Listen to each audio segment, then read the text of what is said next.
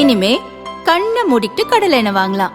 ஏன்னா மந்த்ரா கடலை எண்ணெய் இதயத்தின் தயாரிப்பு. வறுக்க பொரிக்க ஏன் எல்லா சமையலுக்கும் மந்த்ரா தான். மந்த்ரா கடலை எண்ணெய், அபார ருசி, ஆரோக்கியமான உடல் நலம்.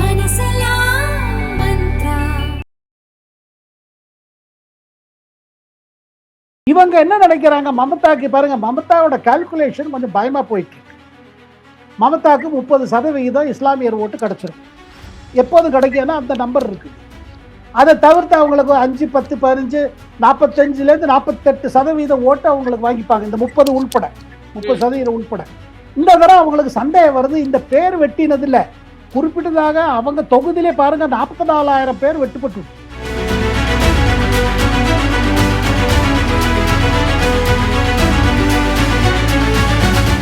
கருத்து கணிப்பு இருக்கிற நேரத்துக்கும் எடுத்த நேரத்துக்கும் இப்போதைக்கு பார்த்தீங்கன்னா கிரவுண்ட் மாறிட்டே இருக்கு.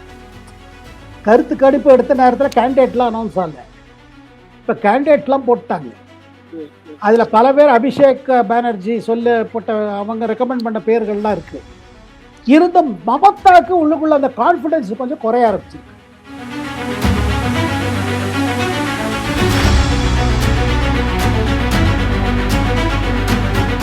அப்புறம் அபிஷேக் பானர்ஜியை ப்ரொமோட் பண்றேன்னு சொன்ன உடனே அவர் கட்சியிலேருந்து வெளியேறினார், ஏறி பிஜேபியில் சேர்ந்துட்டாரு. இப்போ அவையில எதிர்கட்சி தலைவராக இருக்காரு. அவர் இந்த தடவை ஒரு முடிவு பண்ணியிருக்கார், எப்படி நந்திகிராம்ல அவங்கள நான் தோத்தேன்னா இந்த தடவை பவானிபூருங்கிறது கல்கத்தாவில் ரொம்ப ப்ரெஸ்டீஜியஸ் ஏரியா. அது நம்ம சவுத் சென்னை மாதிரி, அது சவுத் கல்கட்டா. அந்த இடத்துல அவங்க நிற்கிறாங்க. மமதாக்கு ஒரே பயமா இருக்குது, என்னது பின்னாடி எப்படி வர்றாங்கன்னு.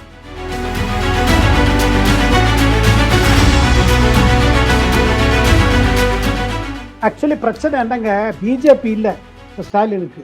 இன்னைக்கு தேதியில் நம்ம விஜய் களத்தில் இறங்கின பிறகு, அங்கே நேற்றுக்கு பெரம்பூர்லையும் பார்த்தோம், இன்னைக்கு திருச்சி கிழக்குலையும் பார்க்குறோம், கூட்டம் ரொம்ப அதிகமாக வருது. இங்கே டெல்லியில் பாஜக கூட தலைமை கூட ஃபீல் பண்ணுறது அவருக்கு நல்லா வந்துட்டு இருக்கு. இதில் என்ன ஃபீல் பண்ணுறாங்க, டெல்லியில் சொல்கிறாங்க என்னன்னா, அவரோட பிரச்சாரத்துக்கு, விஜயோட பிரச்சாரத்துக்கு தடங்கள் அதிகமாக அவருக்கு கிரவுட் சர்ஜும் அதிகமா போகுது.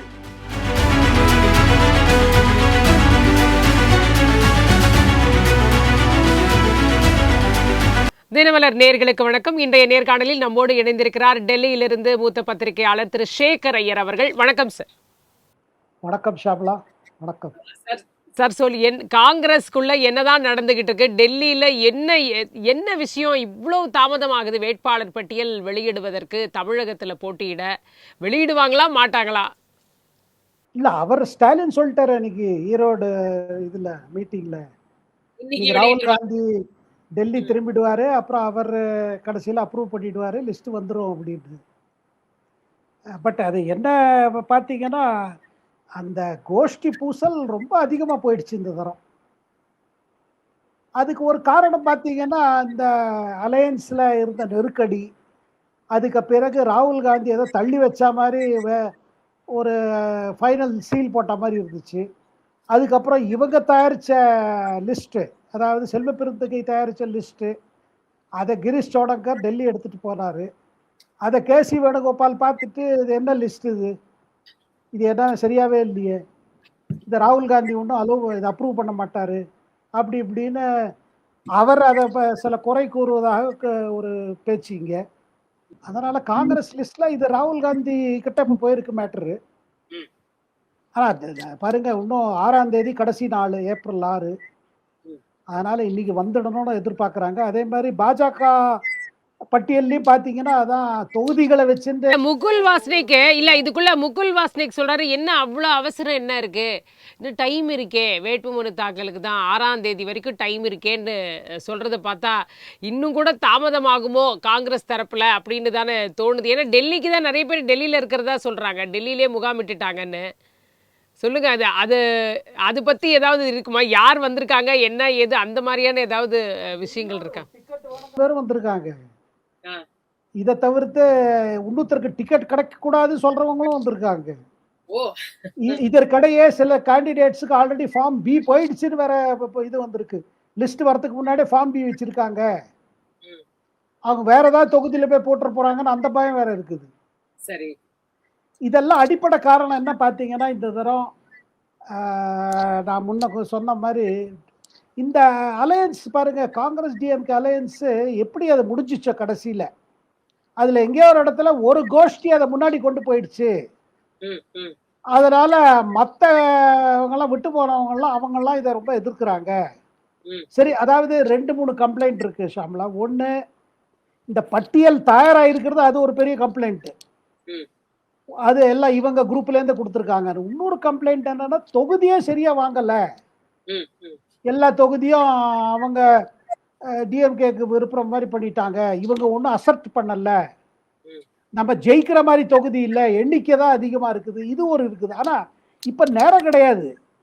ஆனால் இதில் ஒரு விஷயம் என்ன எல்லாரும் பார்க்குறாங்க என்னன்னா, ராகுல் காந்தி இதுவரையில் இந்த அலையன்ஸை பற்றியோ இல்லை இந்த தமிழ்நாட்டில் இருக்கிற டிஎம்கே தலைமையில் கூட்டணி எந்த விதமான வாழ்த்துன்னு சொல்லல. தமிழ்நாட்டுல எலெக்ஷன் நடக்குதா அப்படின்னு கூட ராகுல் காந்தி அவர்கள் ஃபீலே பண்ணாத மாதிரி தான் தெரியுது பார்த்தாக்கா. தமிழ்நாட்டுல எலெக்ஷன்ற ஒரு ஃபீலே வரல போல இருக்கு அவருக்கு. இல்லை, அவருக்கு இப்போ தன்னை இக்னோர் பண்ணிட்டான்னு இருக்குது, கட்டாயமாக இருக்குது. அவரோட குரூப்பில் இருக்கிறவங்களுக்கும் இருக்குது. இதில் ப சிதம்பரம் இன்டர்வியூன் பண்ணி ஸ்டாலின் விரும்பின மாதிரி அதை சீக்கிரம் ஒப்பந்தம் பண்ணிட்டாங்க. ஏன்னா பாருங்க, ஒப்பந்தம் பண்ண பிறகு லிஸ்ட் எந்தெந்த தொகுதிகள் ரொம்ப லேட்டாக வந்துச்சு. அதுவும் பார்த்துருப்பீங்க எவ்வளோ லேட்டாக வந்துச்சு பாருங்க. ஆனால் இந்த முறையில் ஒன்று கேம்பெயின் பண்ணுறதுக்கு 30 நாள் தான் இருந்துச்சு. அதுலேயும் இப்போ பார்த்தீங்கன்னா 20 நாள் தான் இருக்குது. இப்போ இந்த கேண்டிடேட்ஸ் எல்லாம் பேரை வாங்கிட்டு பேப்பர்ஸ் எல்லாம் தயார் பண்ணி, ஏன்னா எல்லா கேண்டிடேட்ஸும் பேப்பர் தயாராக வச்சுருப்பாங்க. ஒருவேளை நம்ம பேர் வந்துச்சுன்னா உடனே எடுத்துன்னு ஓடணுமேன்னு. அப்படி இருக்கும் பொழுது இதில் இந்த மாதிரி கடைசி நேரம் வரையில் கொண்டு போகிறது பார்த்தீங்கன்னா, எங்கேயோ ஒரு இடத்துல நீங்கள் சொல்வது போல் ராகுல் காந்திக்கு வெறும் கேரளத்திலே கான்சென்ட்ரேட் பண்ணுறாரு. அதுக்கு பிறகு அஸ்ஸாமு. ஏன்னா அஸ்ஸாம்லேயே ஒன்றும் பெரிய காங்கிரஸுக்கு வாய்ப்பு இருக்கிற மாதிரி தெரியல. மேற்கு வங்காளத்திலேயும் இன்னும் டைம் இருக்குது. அதனால் இப்போ அங்கே போல அவர் அங்கே போனாலும் எதை பற்றி சொல்ல போகிறாரு? மமதாக்கு எதிர்த்து சொல்லுவாரா? ஏன்னா காங்கிரஸ் இடதுசாரி கட்சிகள் ஒரு அண்டர்ஸ்டாண்டிங் வச்சுட்டு போகிறாங்க.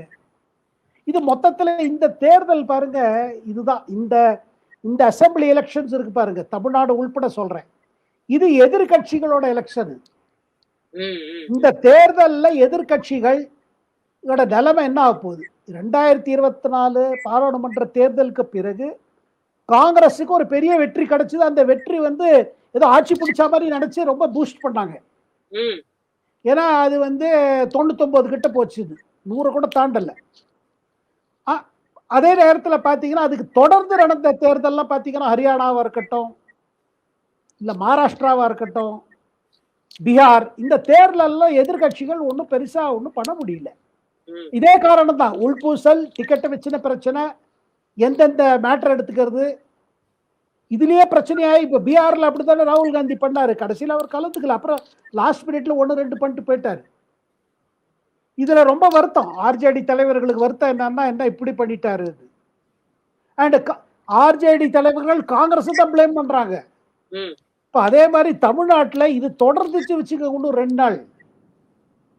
அப்ப இதே மாதிரி ஒரு குற்றச்சாட்டு காங்கிரஸ் மேல தமிழ்நாட்டில் வைக்கப்படும், உங்களால் தான் எங்களுக்கு இவ்வளவு நெருக்கடி ஆயிடுச்சுன்னு.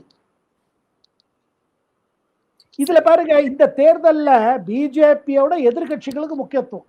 இப்போ கேரளா எடுத்துக்கோங்க. கேரளால இந்த தேர்தல் என்னன்னா, இதுல கம்யூனிஸ்ட் தோத்து போயிட்டாங்கன்னா ஆட்சியில இந்தியா முழுவதும் எந்த மாநிலத்திலையும் கிடையாது. அவங்க முதல் முறையாக ஒரு 40-50 வருஷம் பிறகு கம்யூனிஸ்ட் கட்சி ஆட்சியில் எங்கேயும் இருக்க மாட்டாங்க. டிஎம்கே ஒருவேளை தமிழ்நாட்டில் ஜெயிச்சா வேணா ஒரு ஆட்சியில் இருக்கிற கட்சியோட கூட்டணியில் இருக்குன்னு சொல்லிக்கலாம். ஆனா பவர்ல இருக்க மாட்டாங்க, அவங்க தனியா பவர்ல இருக்க மாட்டாங்க. ஸோ இந்த தேர்தல் இவங்களுக்கு ரொம்ப முக்கியத்துவம் வாய்ந்தது. அதே மாதிரி தான் திமுகவுக்கும். இந்த தேர்தலில் பார்த்தீங்கன்னா அவங்க சொல்ற திராவிடன் மாடல்ல ஆட்சி கிடைக்கல வச்சுக்கோங்க 2ஆம் முறை. அப்ப இவங்க இத்தனை நாளா சொல்லிட்டு வந்த இந்த திராவிடன் மாடல் அது இது எல்லாமே ஒரு பெரிய செட்பேக் ஆயிடும். இந்த தேர்தல் இப்படிதான் போறது. பிஜேபி பொறுத்த மட்டும் பார்த்தீங்கன்னா இந்த தேர்தல் பிரதமரோட பாப்புலாரிட்டி பத்தி இல்லை. அஸ்ஸாமில் பாருங்க, முழுமையா அவர் அங்க இருக்கிற முதல்வர் ஹேமந்த் பிஸ்வா சர்மா தலைமையில தான் நடக்குது. அண்ட் காங்கிரஸோட நிலைமை படு மோசமா இருக்குது. அவங்க பல தலைவர்கள் இந்த ராகுல் காந்தி முழுமையாக கௌரவ் கோகோயை தான் நம்புறாரு, கௌரவ் கோகோய் சொல்வதை தான் கேட்கிறாரு சொல்லி பல சீனியர் தலைவர்கள் அஸ்ஸாம் காங்கிரஸை வெளியேறிட்டாங்க. அவங்க வெளியேறினோட ஹேமந்த பிஸ்வா சர்மா வாங்க வாங்க சொல்லி உள்ள எடுத்துட்டாரு, பல பேருக்கு டிக்கெட்டும் கொடுத்துட்டாரு. அஸ்ஸாம்ல இருக்கிற பாஜக பார்த்தீங்கன்னா முழுமையாக converted Congress plus old BJP இந்த நிலைமையில இருக்குது. கேரளத்திலையும் பாருங்க ஏதோ ஒரு ஒன்று ஓடிட்டு இருக்கு. கேரளத்துல என்ன திருப்பி திருப்பி ராகுல் விடாம அவர் பிரச்சாரத்துல பாத்தீங்கன்னா ஒரே இதுதான், பாஜகவும் கம்யூனிஸ்ட் ஒன்னா இருக்காங்க, பாஜகவும் கம்யூனிஸ்ட் ஒன்னா இருக்காங்க. அந்த பக்கம் பினராயி சொல்றாரு இல்ல இல்ல இது காங்கிரஸ் தான் வழிவிடுறது, இல்ல பிஜேபி வளர்ந்துடும்னு காங்கிரஸோட கூட்டணி வச்சா அதோ கதிதாங்கிறாரு அவரு. அப்படியே எல்லாரும் பொதுக்குழியில விழுந்துருவோம், தற்கொலைக்கு சமானம்னு சொல்றாரு பினராயி விஜயன். அது அந்த அளவிற்கு அவர் ஒரு விமர்சனத்தை வைக்கிறாரு. இவர் என்னடான்னா பிஜேபிக்கும் கம்யூனிஸ்டுக்கும் தான் கூட்டணி இருக்கு, மறைமுக கூட்டணின்னு இவர் சொல்றாரு. அங்கேயும் ஒரு கன்ஃபியூஷன் தானே போய்கிட்டு இருக்கு. இல்லைங்க, இந்த மறைமுக உடன்பாடு இருக்குதுன்னு முதல் முறையா சொன்னதில்லை. எப்பெல்லாம் தேர்தல் நடந்திருக்கும் கேரளத்துல மாநில சட்டசபை தேர்தல், அப்போ இந்த குற்றச்சாட்டு எப்போது வரும், ஏதோ ஒரு அண்டர்ஸ்டாண்டிங் இருக்குது. ஏன்னா கேரளத்துல பாருங்க கம்யூனிஸ்ட் கட்சிக்கு காங்கிரஸ் திருப்பி 5 வருஷம் வந்து உட்காந்துருச்சுன்னா பெரிய ரொம்ப லெப்டுக்கு பெரிய இடி இது. ஆனா 10 வருஷம் ஆண்டாச்சு, 10 வருடத்துக்கு மேல அங்க எந்த பினராய்க்கும் வயசாயிடுச்சு, அவ்வளவு பாப்புலாரிட்டி முன்ன போல இல்லை. ஆனா இந்த தடவை இப்ப சிபிஎம்ல பல தலைவர்கள் என்ன சொல்றாங்க, யாரு பினராய்க்கு எதிர்த்து இருக்காங்க அவங்க சொல்றாங்க பினராயால் தான் நமக்கு மோசமாயிடுச்சுன்னு. அவங்க சொல்வது என்னன்னா சிபிஎம் காப்பாற்றணும்னா இந்த முறை காங்கிரஸ் வெற்றி பெறணும். அப்படி காங்கிரஸ் வெற்றி பெறாம ஒரு தொங்கு சபை வந்துச்சு வச்சுக்கோங்க, இதுல பிஜேபிக்கும் 5-10 சீட் இருந்ததுன்னா அது அபாயம் யாருக்கு, காங்கிரஸுக்கு அபாயம், கம்யூனிஸ்டுக்கு அபாயம். அதுக்கு அடுத்து அந்த வேக்யூம் ஸ்பேஸை மொள்ள அடுத்ததுக்குள்ள பிஜேபி அங்கே வளர்ந்துரும். இப்படி பல மார்க்சிஸ்ட் தலைவர்கள் நினைக்கிறாங்க. இந்த முறை காங்கிரஸே யூடிஎஃப்ஏ நான் வந்துட்டோன்னு, காங்கிரஸ் தலைமையில் இருக்கிற கூட்டணியே வந்துட்டோன்னு. பொதுவாக பார்த்தீங்கன்னா இந்த தரம் எல்லா இதுவும் சூழ்நிலை அவங்களுக்கு சாதகமாக இருக்கு. உள்ளாட்சி தேர்தலையும் நல்லா காங்கிரஸ் பண்ணாங்க, இருந்தும் கேண்டிடேட்டை வச்சுட்டு யார் தலைவர் சிஎம் யாரையும் ப்ரொஜெக்ட் பண்ணலை.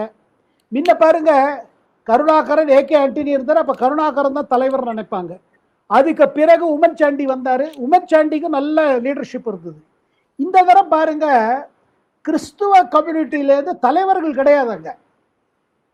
இப்ப இருக்கிற 3 சிஎம் ஃபேஸும் பார்த்தீங்கன்னா அவங்க யாரு, ரமேஷ் சென்னித்தலா அவர் சீனியர் மோஸ்ட், அதுக்கு பிறகு வந்து விடி சதீசன் அவர் எதிர்கட்சி தலைவர் அவையில்.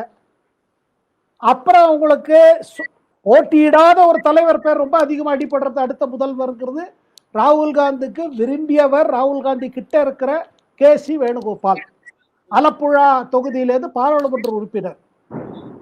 ஸோ அதில் என்ன அங்கே பாருங்க எல்லாரும் அங்கே இந்த டிக்கெட் அங்கே கொடுத்துருக்காங்க பாருங்க, அதில் அதிகமாக கிடைச்சவங்கெல்லாம் பார்த்தீங்கன்னா கேசி வேணுகோபால் ஆதரவாளர்கள். இதில் கேசி வேணுகோபாலும் சரி, நம்ம விடி சதீசனும் சரி, இல்லை ரமேஷ் தடி, இவங்கெல்லாம் நாயர் சமுதாயத்தில் பெரிய தலைவர்கள். ஸோ அங்கே கிறிஸ்டியன் லீடர்ஸ் எல்லாம் என்ன சொல்றாங்க, காங்கிரஸில் கிறிஸ்டியன் லீடர்ஸு ஒரு சீனியர் லீடர் கூட ப்ரொஜெக்ஷனுக்கு இல்லையே. ஏன்னா காங்கிரஸுக்கு பெரும்பாலும் கிறிஸ்துவ ஓட்டு ரொம்ப இம்பார்ட்டன்ட்டு. அது வந்து உங்களுக்கு திருவனந்தபுரம் தாண்டி அந்த மிடில் பெல்ட் எல்லாம் டிராவன்கோர் பெல்ட் எல்லாம் வந்ததுன்னா கிறிஸ்டியன் ஓட் பெரிய ஃபேக்டர். இதே நேரத்தில் காங்கிரஸுக்கு ஒரு சாதகமாக இருப்பது என்னன்னா இந்தியன் யூனியன் முஸ்லீம் லீக் பெரும்பாலும் இந்த வாரம் நகராட்சியில் கூட பார்த்தீங்கன்னா நல்லா பெர்ஃபார்ம் பண்ணாங்க. ஐயூஎம்எல் முஸ்லீம் ஓட்டுக்கு அவ்வளோ இது கிடையாது. அதே நேரத்தில் பினராயி போன தடவை என்ன பண்ணாரு, நிறைய இண்டிபெண்டன்ட் கேண்டிடேட் முஸ்லீம் சமுதாயத்தை கொண்டு நிப்பாட்டினாரு, அங்கங்கே முஸ்லீம் ஓட்டு பிளவாட்டோன்னு. ஸோ கேரள தேர்தலில் பார்த்தீங்கன்னா ஒரு டச் அண்ட் கோல் இருக்குது.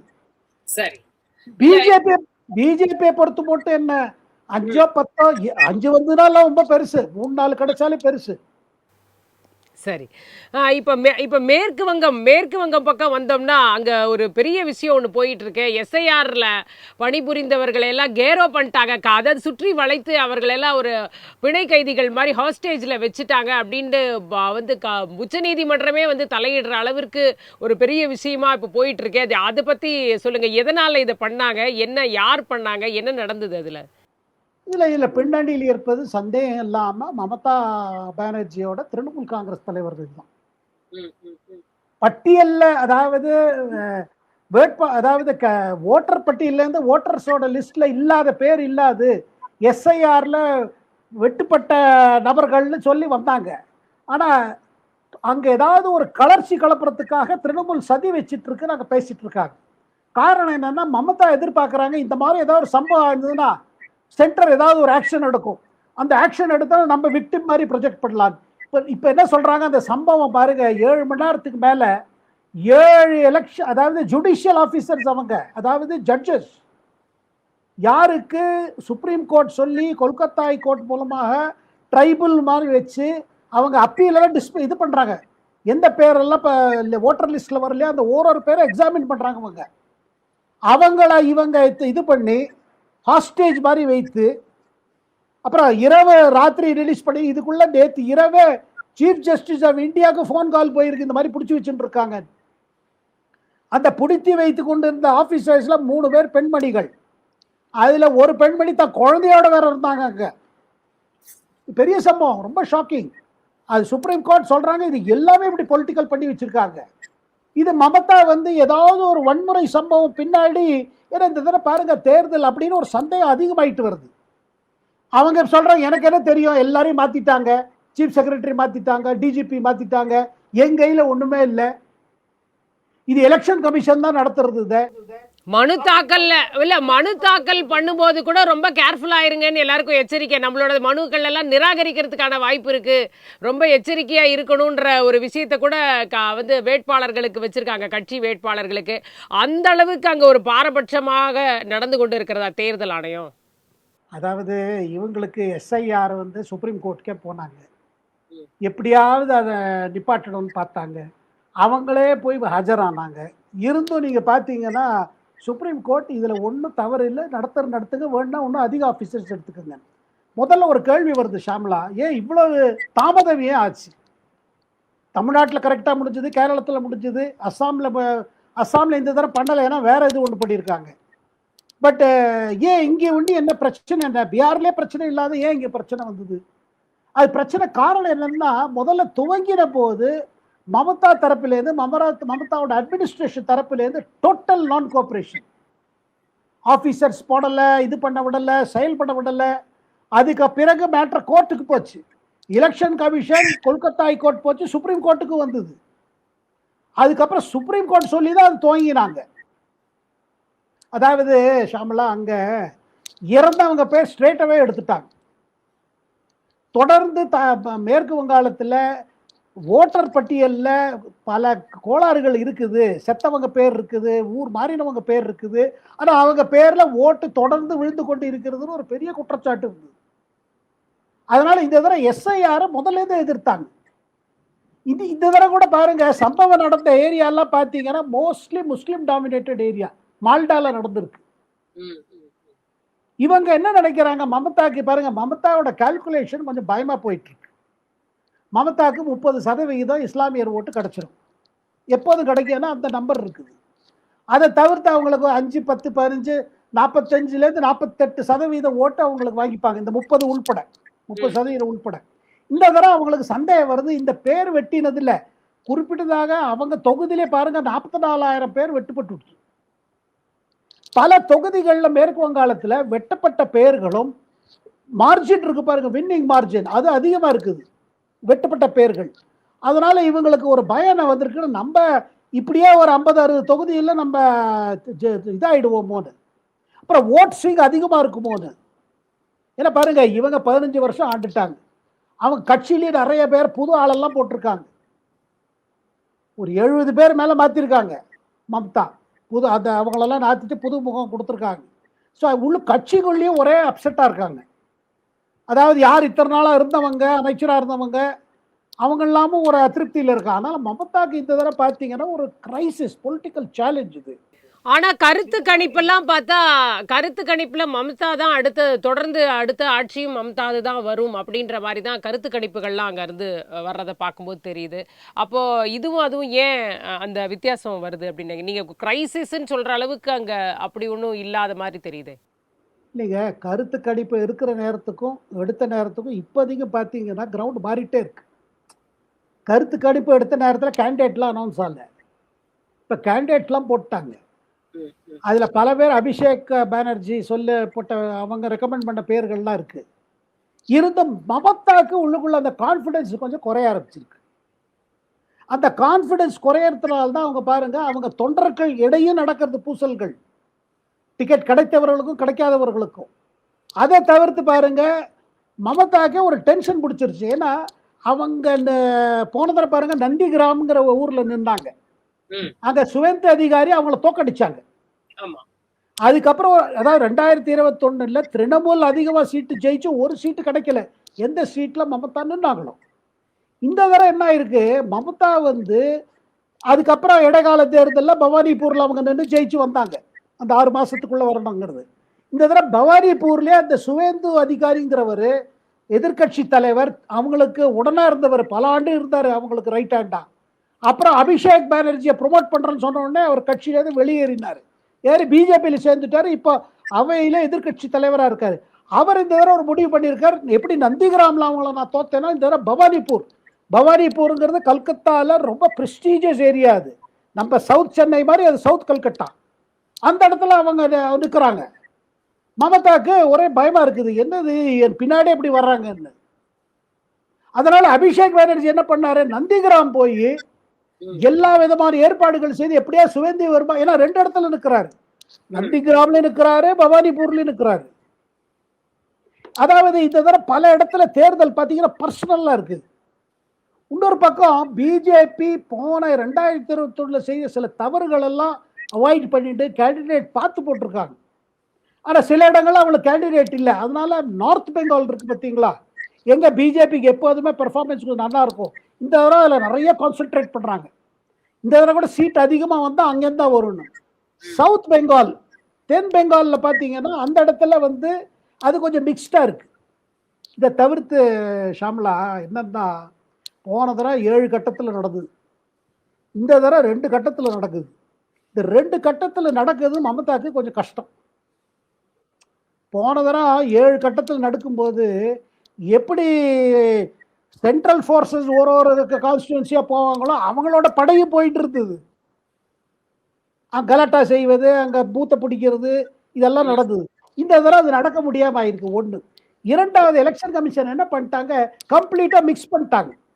முன்னெல்லாம் என்ன ஆகும்னா, நார்த் பெங்கால்ல 2 தடவை 2 ஃபேஸ்ல, சவுத் பெங்கால்ல 3-4 ஃபேஸ் அப்படி நடக்கும். இந்த தடவை எல்லாமே எல்லா இடத்துலயும் 2 ஃபேஸ்ல நடக்குது. நார்த் பெங்கால்லயும் இருக்குது, சவுத் பெங்கால்லயும் இருக்குது. இதனால திரிணாமுலோட அரேஞ்ச்மெண்ட் இருக்கு பாருங்க, அங்கங்க ஆள் அனுப்புறது, இது பண்றது. ஏன்னா மமதாவோட அப்ரோச், அந்த கட்சியோட அப்ரோச் இப்படிதான். குறிப்பிட்ட கிராமங்கள் எங்க நமக்கு ஓட்டு போட மாட்டாங்களோ அவங்கள விடாம தடுக்கிறது.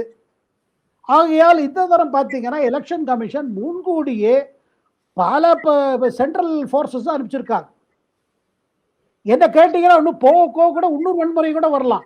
இதுல ஒரு விஷயம் இருக்குது ஷாம்லா, எது நம்ம புரிஞ்சுக்க வேண்டியது என்னன்னா, இப்ப கடைசி வரல் இந்த எஸ்ஐஆர் வரல் இழுத்தடிச்சுது வச்சுக்கோங்க, மமதா இன்னொரு பயப்படுறாங்க. என்னன்னா, இதை சேலஞ்ச் பண்ணிட்டு போக மாட்டேங்கிற, இப்ப நிறுத்திடுன்னு நின்னா என்ன ஆகும்னா, அங்க இது வந்துடும், பிரசிடென்ட் ரூல் வந்துடும். சுப்ரீம் கோர்ட்டும் சொல்லும் இதை தள்ளி வச்சுட்டு அப்புறம் தேர்தல் வை, இதை முதல்ல முடியுன்னு. அந்த மாதிரி ஒரு நிலைமை வந்ததுன்னா மமதாக்கு அது இன்னும் கஷ்டமாயிடும். அதனால்தான் அவங்க சொல்றாங்க, எனக்கு ஒன்றும் தெரியாது எப்படி ஆச்சு என்ன ஆச்சுன்னு. ஆனா கட்டாயமாக இந்த வன்முறையில திரிணாமுல்காரங்க இருக்காங்க. எங்கேயோ ஒரு இடத்துல ஃப்ரஸ்ட்ரேஷன் அதிகமா இருக்கு, அந்த கான்பிடன்ஸ் இல்ல. கான்பிடன்ஸ் இருந்தா வன்முறை இருக்காது. இப்ப மேற்கு வங்கத்துல எல்லாம் எலெக்ஷன் அனௌன்ஸ் பண்ண உடனேயே ஒரு வேட்பாளர் பட்டியல, முதற்கட்ட வேட்பாளர் பட்டியல வெளியிட்ட பிஜேபி தமிழ்நாட்டுல டிலே பண்ணிட்டே இருக்காங்க. அப்ப அதற்கான காரணம் என்ன, எதனால இவ்வளவு இன்னைக்கு வெளியிடுவாங்க அப்படின்றதுதான் வரக்கூடிய தகவலாக இருக்கிறது. இன்னும் கொஞ்ச நேரத்துல வெளியிட போறாங்க. எதனால இவ்வளவு தாமதம் நடந்தது, அங்கேயும் என்ன நடக்குது, அதுக்குள்ள என்ன பிரச்சனைகள் நடக்குது? இல்லைங்க, இங்க டெல்லியில என்ன பேசிக்கிறாங்கன்னா 2 விஷயம். அதாவது பல பிஜேபி சீனியர் தலைவர்கள் எதிர்பார்த்த கான்ஸ்டிடுவன்சிலாம் அதில் இபிஎஸோட போட்ட ஒப்பந்தத்தில் அதெல்லாம் இடம்பெறல. பல இவங்க குறிவைத்திருந்த சில தொகுதிகள்லாம் அதில் இபிஎஸ் தன் கட்சிக்கு அதை எடுத்துக்கிட்டார். அதனாலே பார்த்தீங்கன்னா சீனியர் லீடர்ஸ் எல்லாம் வெரி அப்செட்.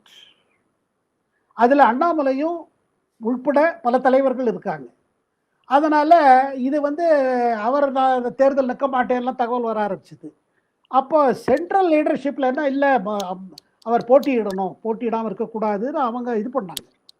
அதனால தான் நீங்கள் பார்த்துருப்பீங்க, இவர் பாண்டிச்சேரியில் பிரச்சாரம் பண்ணிட்டு இருக்கும் பொழுது பியூஷ் கோயலை கூப்பிடுறாரு. அப்புறம் ஒரு யூனிட்டி மெசேஜ் தர மாதிரி பண்ணுறாங்க. மெயின் பிரச்சனை என்னன்னா இதுதாங்க, தொகுதிகள் சரியாக கிடைக்கல ஒன்று. இரண்டாவது, சீனியர் தலைவர்கள் வெற்றி கிடைக்கிற மாதிரி தொகுதிகள்லாம் ஏன் நமக்கு வரல, இது ரெண்டாவது பிரச்சனை. இதுல வந்து இப்ப பிரதமர் வந்து இது நம்ம புதுவைக்கு புதுச்சேரி வரும் பொழுது அங்க சென்னை வந்துட்டு இவங்களை பார்த்துட்டு தான் அப்புறம் போறாரு சொன்னாங்க. இப்ப அந்த ப்ரோக்ராம் நான் கேள்விப்பட்டது லேட்டஸ்ட், அந்த ப்ரோக்ராம் இப்போ சென்னையில தங்குற மாதிரி ப்ரோக்ராம் இல்லைன்னு கேள்விப்பட்டேன். ஓ, அப்புறம் ஸ்ட்ரைட்டா கேரளாவா ஸ்ட்ரைட்டா போயிடுறாரா? அவங்க அந்த நைட் ஹால்ட் சென்னையில பண்ணலாம்னு இருந்தாரு. ஆமா, எல்லாரும் அததான் முக்கியமா பேசுனாங்க.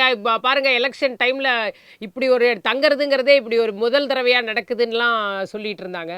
இப்ப நான் இப்ப பேசிட்டு இருக்கும் போது எனக்கு கிடைக்கிற தகவல் என்னன்னா, பிரதமர் வந்து அங்க புதுவையிலே இருந்துட்டு அங்கேருந்து ப்ரொசீட் பண்ணுவாரு. ஏன்னா அவர் வந்து கம்ப்ளீட் ஒரு நைட்டு ஒரு மார்னிங் வச்சிருந்தாரு. ஆமா ஆமா. இப்ப நம்ம கேள்விப்படுவது கொஞ்சம் மாற்றங்கள் இருக்குன்னு. இன்னும் ஆஃபிஷியல் லெவல்ல இன்னும் அனௌன்ஸ்மெண்ட் வந்துரும் தான் சொல்றாங்க. ஏன்னா ஒன்று இந்த பிரச்சனை ஓடிட்டு இருக்கு. 6ஆம் தேதி லாஸ்ட் டேட்டு. இவர் பிரதமர் அங்கே வந்தாருன்னா அந்த 2 நாள் இந்த தலைவர்கள்லாம் பக்கத்தில் இருக்கணும்னு அதுலேயே லேட் ஆகிடும்.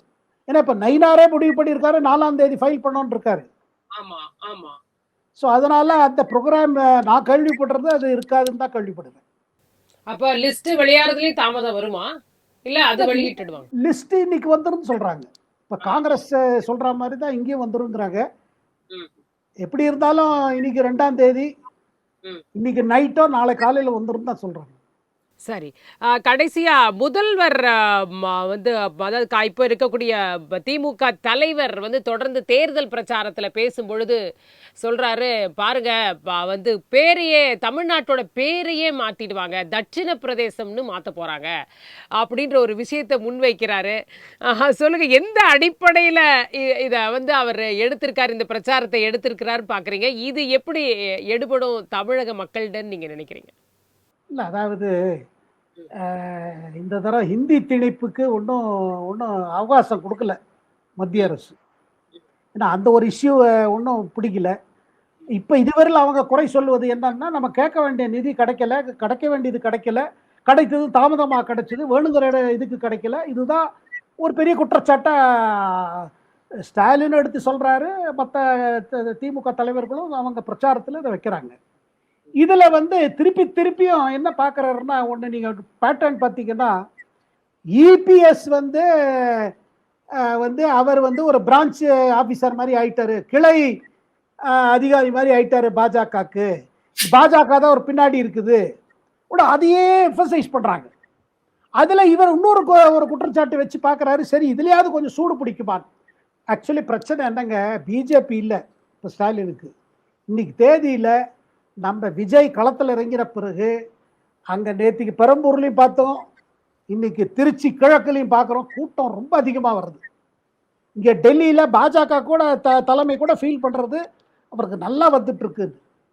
இதில் என்ன ஃபீல் பண்ணுறாங்க, டெல்லியில் சொல்கிறாங்க என்னன்னா, அவரோட பிரச்சாரத்துக்கு, விஜயோட பிரச்சாரத்துக்கு தடங்கள் அதிகமாக அவருக்கு க்ரௌட் சர்ஜும் அதிகமாக போகுது. எதையுமே நீங்க கொஞ்சம் ரொம்ப தடங்கள் வச்சீங்கன்னா இன்னும் அதிகமாக இது பண்ணும், இழுப்பு சக்தி வரும். அது அதிகமாகிறது, அதுதான் ஸ்டாலினுக்கு ஒரு கவலை கொடுக்கறது சொல்றாங்க. இதுல வந்து தென் பிரதேசமோ அந்த மாதிரி ஆறதுக்கெல்லாம் எந்த விதமான இது இருக்கிற மாதிரி இல்லை. சரி சார், இன்னும் நிறைய பேசுவோம் தொடர்ந்து. இன்றைக்கு வந்து இவ்வளவு விஷயங்களை எங்களோட பகிர்ந்து கொண்டதற்கு மிக்க நன்றி சார்.